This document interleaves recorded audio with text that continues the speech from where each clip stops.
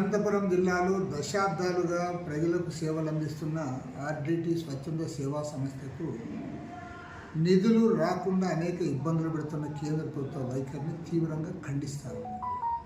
ఎందుకంటే ఇవాళ కేంద్రంలో అధికారంలో నరేంద్ర మోడీ ప్రభుత్వం ప్రతి విషయాన్ని మత దృష్టితో చూస్తూ ఉన్నారు తప్ప వాస్తవ దృష్టితో చూడడం లేదు. ఎందుకంటే గత అనేక దశాబ్దాలుగా వారు అనంతపురం జిల్లాలో పనిచేయడమే కాకుండా రాష్ట్రంలో దేశంలో ఎక్కడ ఏ విపత్తు సంభవించినా సరే కార్యకర్తలతో సహా తరలి వెళ్ళి వారికి అనేక రకాల సేవలు అందించారు.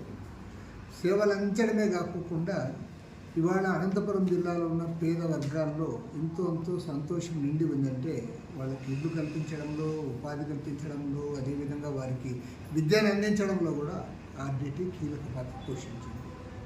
అలాంటి ఆర్డిటి స్వచ్ఛంద సేవా సంస్థకు నిధులు ఆపు చేస్తే ఇవాళ మన రాష్ట్ర ముఖ్యమంత్రి చంద్రబాబు నాయుడు తెలియకపోతే ఏమన్నా అనుకోవచ్చు. ఆయనకు అన్ని విషయాలు తెలుసు, పైగా వారి దగ్గర సమాచారం ఉంది. వారు స్వచ్ఛంద సేవా సంస్థగా పనిచేశారు తప్ప ఈనాడు కూడా మత మార్పిడులకు పూనుకోలేదు. అలాంటి సంస్థకు వారు నిధులు బంద్ చేస్తే ఏమాత్రం కూడా అడ్డుకట్టు వేయలేకపోతే, దాన్ని సరిదిద్దలేకపోతే ఈ రాష్ట్ర ప్రభుత్వం ఇది తెలుగుదేశం ప్రభుత్వమా లేకపోతే బీజేపీ ప్రభుత్వమా అని నేను అడుగుతాను.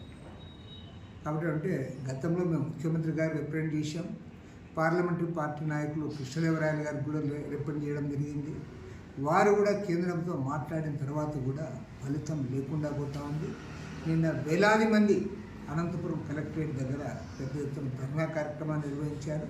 ఇప్పటికైనా సరే ముఖ్యమంత్రి గారు స్పందించి వారికి ఉన్న అడ్డంకులు తొలగించకపోతే ఖచ్చితంగా నేను చెప్పగలను, ఇది కూటమి ప్రభుత్వం కాదు, చంద్రబాబు నాయుడు గారి ప్రభుత్వం కాదు, మోడీ కనుసన్నల్లో అమిత్ షా ఆదేశాలతో పనిచేస్తున్న ప్రభుత్వం అని చెప్పగా తప్పాలి.